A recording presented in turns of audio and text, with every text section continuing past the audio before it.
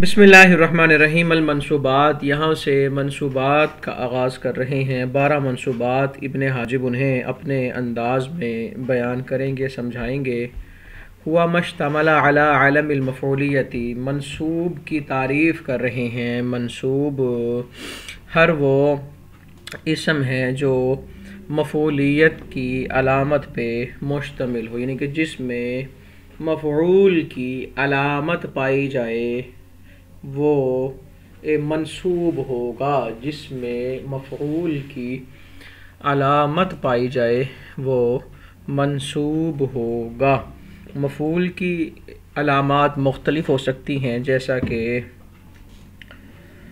غیر منصرف یا مفردات میں منصوب کی جو علامت ہے وہ فتح ہے۔ اسماء ستہ میں منصوب کی جو علامت ہے وہ الف ہے۔ تثنیہ جمع مذکر سالم میں اس کی علامت یا آتی ہے۔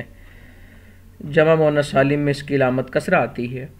المختصر یہ کہ اس کی کوئی بھی علامت ہو، منصوب کی، مفعول کی کوئی بھی علامت ہو، جہاں وہ پائی جائے گی وہ منصوب ہوگا۔ فمن ہو یعنی کہ منصوبات میں سے ایک، فمن ہو اس میں سے ایک۔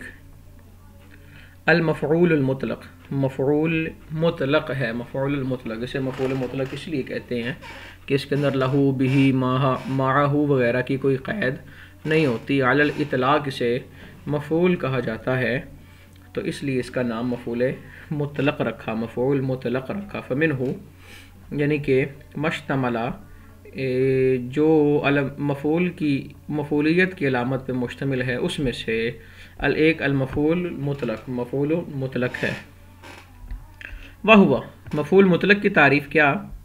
مفعول مطلق وہو اسم ما فعلہ فاعل فعل، یہ مفعول مطلق کی تعریف کر رہے ہیں۔ وہو اسم ما فعلہ فاعل فعل، ایسا اسم جو فعل کے فاعل نے کیا یا جسے فعل کے فاعل نے کیا وہ مفعول مطلق ہے۔ ہر ایسا اسم جسے فعل کے فاعل نے کیا، فعل کے فاعل کا مطلب کہ جو اس کے ساتھ قائم ہے، اس نے کیا، مذکور بمعنی ہو یعنی کہ فعل مذکور کے، ہر ایسا اسم جسے فعل مذکور کے فاعل نے کیا ہو، بمعنی ہو درآں حالے کے وہ اسم اس فعل مذکور کے معنی میں ہو، یہ مفعول مطلق کی شرط ہے۔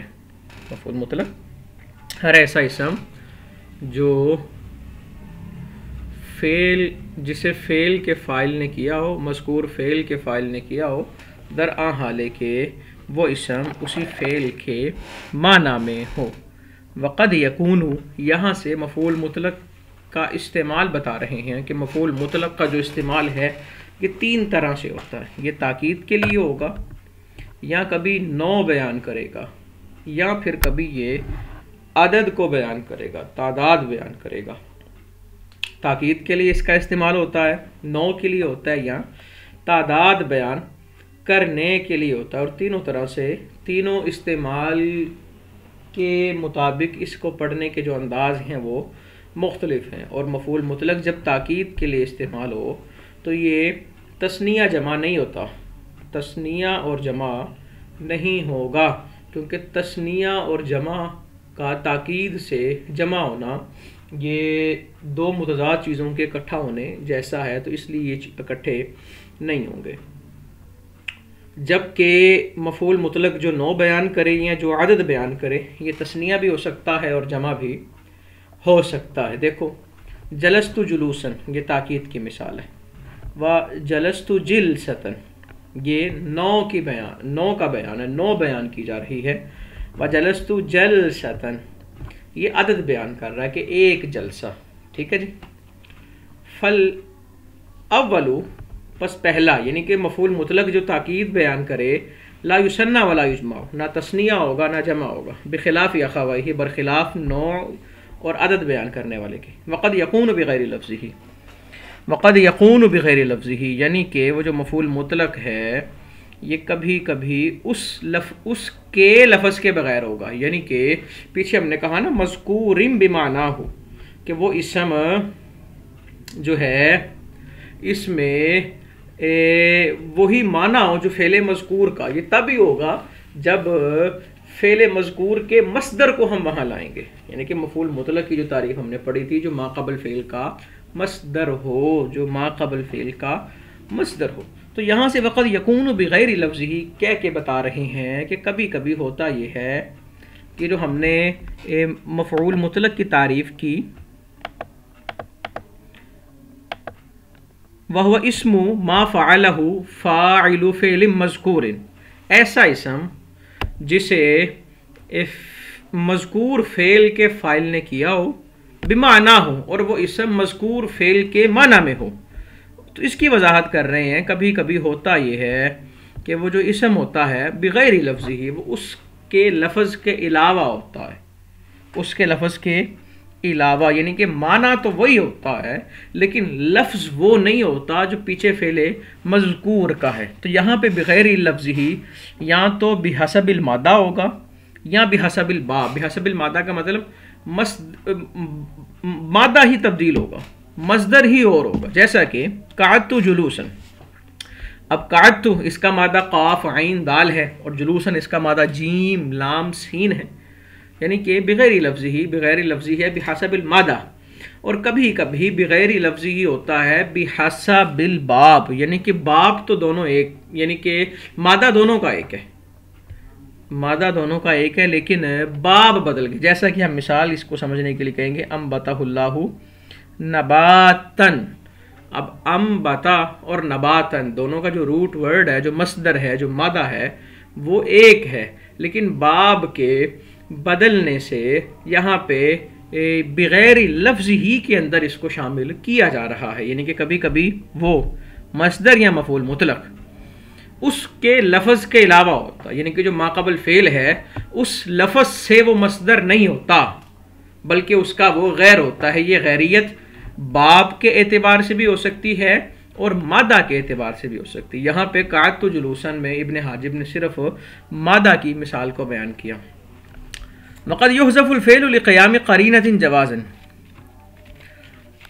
مفعول مطلق کے فعل کو کب حذف کیا جاتا ہے؟ تو یہ بات تو واضح ہے، جو مقام حذف ہیں یا وہ جوازن ہوں گے یا وہ وجوباً ہوں گے. تو جوازن حذف کیا جاتا ہے جب مفعول مطلق کے فعل کے حذف پر کوئی قرینہ دلالت کرے، جیسا کہ قولک لمن قدم، جو شخص آیا اس کے لیے تیرا کہنا خیر مقدمن، خیر مقدمن. اب اس کا آنا اس بات پہ دلالت کر رہا ہے کہ فعل یہاں حذف ہے، تو لہٰذا یہاں پہ خیر مقدمن کہنا جائز ہے، فعل کو ذکر نہ کرنا بہتر ہے. وہ وجوباً، اور مفعول مطلق کے فعل کو وجوباً حذف کیا جائے گا. پھر اس کی دو قسمیں ہیں، وہ وجوباً حذف سماعی ہوگا یا قیاسی ہوگا. سماعی کا مطلب ہے کہ اس کے حذف پر کوئی قاعدہ یا ضابطہ نہیں ہوگا، یعنی کہ جس طرح اہل عرب نے فصیح گفتگو کی، اس میں جو سنا اس کے مطابق ہم نے کہہ دیا، اس کا کوئی قاعدہ یا ضابطہ نہیں. اور وہ وجوباً قیاساً، یہ ہوگا قیاساً، یعنی کہ یہ اس کا حذف وجوبی ہے قیاسی. قیاسی کا مطلب جو کسی ضابطے یا قاعدے کے مطابق ہے. اچھا جی، تو سب سے پہلے مفعول مطلق کے فعل کو جہاں وجوبی طور پہ سماعاً حذف کیا جاتا ہے اس کی مثالیں ہیں. کس میں تو نہیں ہو سکتی مثالیں، جہاں پر بھی کوئی اہل زبان، فصیح زبان بولنے والا اپنی مثال میں مفعول مطلق کے فعل کو حذف کر دے تو یہ ہمارے لیے اس کا ایسا کرنا کافی ہے. جیسا کہ کہا جاتا ہے سقیاً رعیاً خیبتاً جدعاً حمداً شکراً عجباً، یہ مثالیں دی جاتی ہیں. عام بھی ہمارے ہاں مثالیں یہ بیان کی جاتی ہیں. صرف اتنا ہی کہتے ہیں ہم شکراً شکراً شکراً. اب شکر تو نہیں لائے، کیونکہ ہم نے اہل جو لسان ہیں ان سے اسی طرح استعمال اس کا دیکھا، انہوں نے کبھی اس کے فعل کو ذکر نہیں کیا. ان کا ہمیشگی کرنا اس چیز پہ اس کے حذف کے واجب ہونے پر دلالت کرتا ہے. وقیاساً، یعنی کہ مفعول مطلق کے حذف کے وہ مقامات جہاں حذف کرنا واجب ہے لیکن اس کے حذف کا کوئی قاعدہ ہے، ضابطہ ہے. فی مواضع، فی مواضع، یعنی کہ بتا رہے ہیں اس کے مختلف قاعدے ہیں، یا بہت سی جگہوں پہ قیاسی طور پہ مفعول مطلق کے فعل کو حذف کیا جاتا ہے۔ مواضع کا صیغہ ایک کثرت کی طرف اشارہ کر رہا ہے کہ بہت سے ایسے مقامات ہیں جہاں پہ کسی قاعدے کے تحت مفعول مطلق کے فعل کو وجوباً حذف کیا جاتا ہے۔ منہا، ان مواضع میں سے ایک یہ ہے ما واقع مثبتاً بعد نفی او معنی نفی او واقع مکرر، ما واقع مثبتاً بعد نفی، کہ مفعول مطلق نفی کے بعد مثبت واقع ہو، یا نفی کے معنی کے بعد جو اس اسم پر داخل ہے، اور لا یکون خبر نہ ہو، اور وہ اسم ایسا ہو کہ مفعول مطلق اس اسم کی خبر نہ بن سکتا ہو، او واقع مکرر، یا مفعول جو ہے وہ اسے تکرار کے ساتھ ذکر کیا جائے، تو پھر اس صورت میں اس کا جو فعل ہے وہ حذف ہوتا ہے۔ جیسے ما انت الا سیرن، وما انت الا سیر البرید، ایک مثال نکرہ کی ہے اور ایک مثال معرفہ کی ہے۔ وما انت الا سیرن وما انت الا سیر البرید، اب یہ دونوں مثالیں ہیں مثبتم بعد نفی، ٹھیک ہے، نفی کے بعد مثبت واقع ہے، یا پھر وانما انت سیرن، وانما انت سیرن، یہاں پہ نفی تو نہیں لیکن نفی کا معنی ہے داخل علی اسم، اور یہ نفی کا معنی داخل ہے ایسے اسم پر لا یکون خبرن، کہ اس اسم کی انتا کی خبر سیرن نہیں ہے اور نہ ہو سکتا ہے۔ یہاں پہ اعتراضات ہو جائیں گے اگر اس کو، اور اعتراضات ایسے ہوں گے جن کا جواب نہیں دیا جا سکتا کہ یہ نفی کا جو معنی ہے انما، یہ داخل ہوا ہے انتا ایسے اسم پر لا یکون خبرن عنہ، کہ اس اسم کی انتا کی خبر سیرن نہیں ہو سکتی، تو یہاں پر بھی وجوبی طور پہ سیرن کے فعل کو حذف کیا ہے۔ وزید سیرن سیرن، اور یہ مثال ہے جب مفعول مطلق کو مکرر ذکر کیا جائے تو یہاں پر بھی سیرن کا تکرار ہے، تو اس تکرار کی وجہ سے اس کے فعل کو وجوبی طور پہ حذف کیا ہے۔ ومنہا، اور ان مواضع میں سے، یعنی کہ جہاں پر مفعول مطلق کے فعل کو حذف کرنا واجب ہے کسی قاعدے کے تحت، ان قواعد میں سے ایک قاعدہ یہ ہے ما وقع تفصیلا لأثر مضمون جملۃ متقدمۃ۔ یہ ذرا بڑی دلچسپ گفتگو ہے، یہاں پہ ہے تو ذرا پیچیدہ سی، لیکن کوشش کروں گا اللہ کی فضل سے اس کو آسان کرنے کی۔ ما وقع تفصیلا، کہ جو مفعول مطلق ہے نا وہ تفصیل واقع ہو، کس کی؟ اس مضمون جملہ کے اثر کی جو مفعول مطلق سے پہلے ہو، اثری مضمون جملہ، مضمون جملہ کے اثر کے لیے متقدمۃ، وہ جملہ مفعول مطلق سے پہلے ہو۔ اچھا جی، مختلف چیزیں آگے، مضمون جملہ کیا ہے، اثر کیا ہے، دیکھیں مضمون جملہ کسے کہتے ہیں؟ جملہ سے سمجھ آنے والا وہ مصدر جو فاعل یا مفعول کی طرف مضاف ہو، اسے مضمون جملہ کہتے ہیں۔ جملہ سے سمجھ آنے والا وہ مصدر جو فاعل یا مفعول کی طرف مضاف ہو۔ اچھا، مضمون جملہ کا اثر کیا ہے؟ اثر کا مطلب ہے وہ علت، وہ غرض جو مضمون جملہ سے مطلوب ہوتی ہے۔ مضمون جملہ جس غرض کو بیان کرنے کے لیے لایا جاتا ہے اسے اس کا اثر کہتے ہیں، اسے اس کا اثر کہتے ہیں۔ اب یہ تفصیلاً جو کہا، اثر کی تفصیل کیا ہوگا؟ اثر کی تفصیل کا مطلب ہے انواع محتملہ کا بیان، انواع محتملہ کے جس نوع کا احتمال ہو سکتا ہے اسے بیان کرنا۔ اب اس کے آگے جو مثال ہے اس مثال کو دیکھیں تو بات سمجھ آئے گی۔ فشد الوثاق فإما منا بعد وإما فداء، فشد الوثاق، انہیں باندھو، فإما منا بعد وإما فداء، تو اس کے بعد یہاں احسان ہے یا پھر یہ فدیہ دے دیں۔ اب دیکھیں فشد الوثاق، فشد الوثاق یہ جملہ ہے، یہ جملہ ہے مفعول مطلق سے مقدم ہے۔ فشد الوثاق، فشدو یہ جملہ مفعول مطلق سے مقدم ہے، اور یہاں پہ جو شد الوساقہ ہے نا، شد الوساقہ، یہ مضمون جملہ ہے، یہ مضمون جملہ ہے۔ اچھا پھر اس کے بعد یہ جو منن اور فداءن ہے، منن اور فداءن ہے، منن اور فداءن،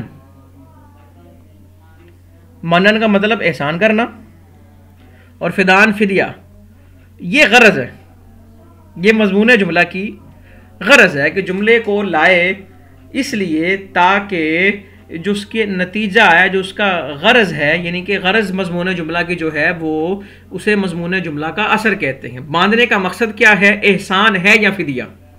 ٹھیک ہے، باندھنے کا مقصد احسان ہے یا فدیہ۔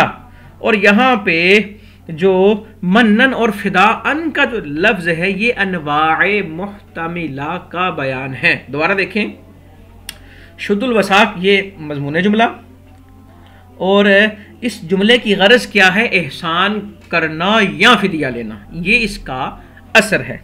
اور منن اور فداءن یہ غرض کے انواع محتملہ کا بیان ہے، مضمون جملہ کا جو اثر ہے اس کے انواع محتملہ، کہ مضمون جملہ باندھو اس کا جو اثر ہے، یا اس کے انواع محتملہ، اثر کی ایک نوع احسان ہے، اثر کی دوسری نوع فدیہ ہے، اثر کی ایک نوع احسان ہے اور دوسری نوع فدیہ ہے۔ تو یہاں پر اس صورت کے اندر دیکھا یہ جائے گا، یعنی کہ یہاں پہ مفعول مطلق منن فداءن اس سے مقدم ہے یہ مضمون جملہ۔ تو ہم نے اب دیکھیں قاعدہ ہم نے یہ پڑھا کہ ما وقع تفصیلا، کہ وہ مفعول مطلق جو تفصیل واقع ہو کس کی؟ مضمون جملہ کے اثر کی، اور وہ جملہ مفعول مطلق سے مقدم ہو، وہ جملہ مفعول مطلق سے مقدم ہو۔ منن فداءن یہ مفعول مطلق، اور وہ جملہ مضمون جملہ مقدم ہے، اور اس کے اثر کی یہ تفصیل، اس کا اثر کیا ہے؟ احسان یا فدیہ۔ تو اس کے اثر کی تفصیل یہاں بیان کی جا رہی ہے، اسی کو کھول کے بیان کیا جا رہا ہے۔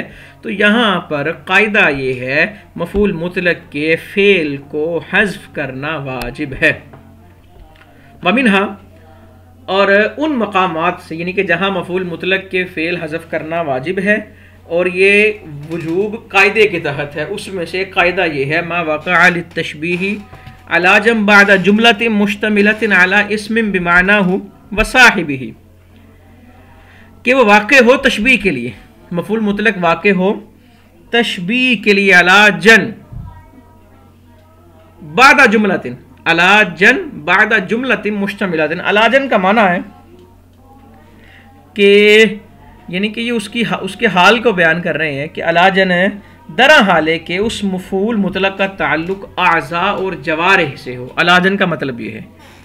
اب یہ جتنی قیودات احترازیہ ہیں، کس کس قید سے کس کس کا خروج ہو رہا ہے، یہ میں نے اسکرین کر دی ہے، تو تفصیل کے لیے ان کو دیکھا جا سکتا ہے۔ اچھا جی، سمجھیں اب قاعدہ ما وقع للتشبیہ علی جن، کہ مفعول مطلق واقع ہو تشبیہ کے لیے، درا حالے کہ اس کا تعلق اعضاء اور جوارح سے ہو، بعد جملۃ، اور وہ مفعول مطلق ایک ایسے جملے کے بعد ہو، مشتملۃ علی اسم، جو مشتمل ہو اس اسم پر، بمعناہ جو اس کے معنی میں ہے، وصاحبہ، اور اس اسم کے اس کے ساتھی کے ساتھ، اس کے صاحب کے ساتھ، جیسے مررت بہ فیضا لہ صوت صوت حمار، مررت بہ فیضا لہ صوت صوت حمار، وصراخ صراخ السکلا، یہ صوت جس طرح آواز کو کہتے ہیں، صراخ بھی آواز کو کہتے ہیں، یعنی کہ سکلا وہ عورت جس کا بچہ مر جائے،